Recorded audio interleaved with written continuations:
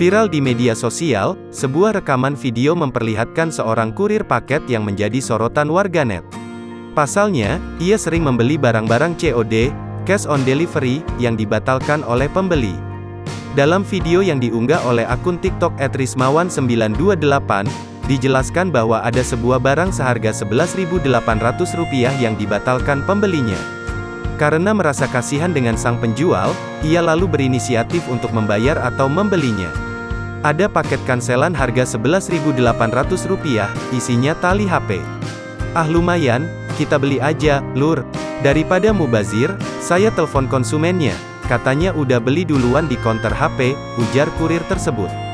Hingga saat ini, video itu telah ditonton lebih dari 3,1 juta kali dan mendapat beragam komentar dari warganet.